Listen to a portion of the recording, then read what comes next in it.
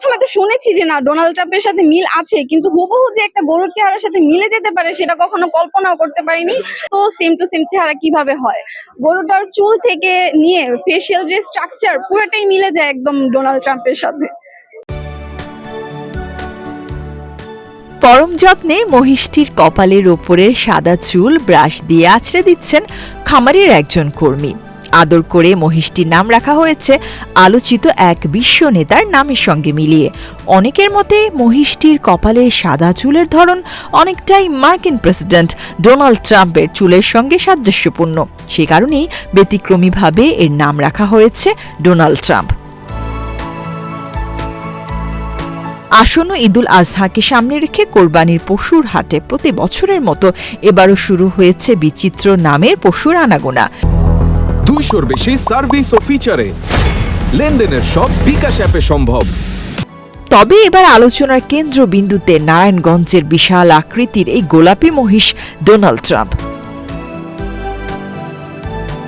নারায়ণগঞ্জ শহরের পাইকপাড়ায় অবস্থিত রাবেয়া অ্যাগ্রো ফার্মে লালিত এই মহিষটির ওজন 700 কেজিরও বেশি। ব্যতিক্রমী নাম ও আকৃতির কারণে প্রতিদিনই অসংখ্য উৎসুক মানুষ খামারে ভিড় করছেন।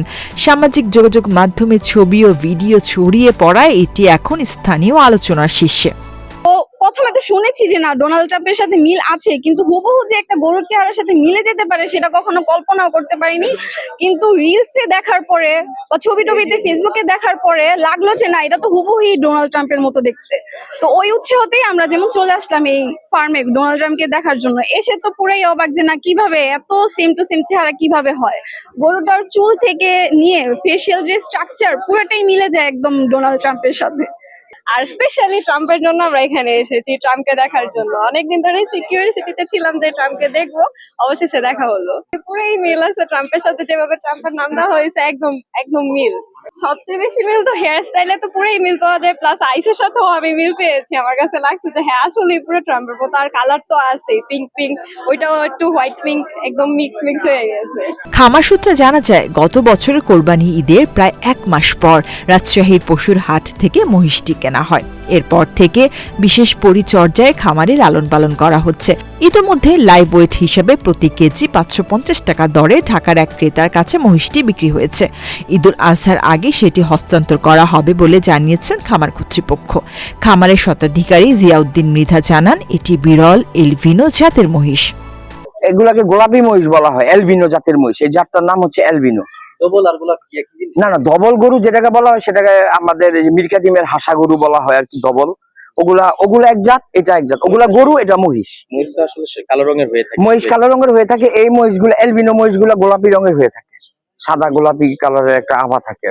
গোলাপি কারণে আকর্ষণটা একটু বেশি। হ্যাঁ, মানুষও দেখতে আসে এই গোলাপি হওয়ার কারণেই। গোলাপি কয়টা আছে আমার এখানে টোটাল মহিষ ছিল 8টা, সবই সোল্ড হয়ে গেছে। গোলাপি কয়টা? গোলাপি 7টা। হ্যাঁ, 7টার উপর আকর্ষণটা একটু বেশি নাকি? 7টার চাহিদা একটু বেশি। আর আমি গরুই বেশি পালি, মহিষ অল্প অল্প করে কালেকশন করতেছি। খামারের কর্মচারীদের মতে ডোনাল্ড ট্রাম্প নামের এই মহিষটিকে সম্পূর্ণ প্রাকৃতিক উপায়ে লালন পালন করা হয়েছে। প্রতিদিন তার খাদ্য তালিকায় ঘাস, ভুট্টা ও ভুসির মতো সাধারণ দানাদার খাবার রাখা হয়। শান্ত স্বভাবের এই মহিষটিকে বিশেষ নজরদারিতে বড় করা হয়েছে। কোরবানির ঈদকে কেন্দ্র করে পশুর হাটে ক্রেতা ও দর্শনার্থীদের আকর্ষণ বাড়াতে রাজা, সুলতান বা বাহুবলীর মতো নাম রাখার প্রচলন থাকলেও এবার বিশ্ব নেতার নামে মহিষের নামকরণ কোরবানির বাজারের প্রচারণায় নতুন আলোচনার জন্ম দিয়েছে।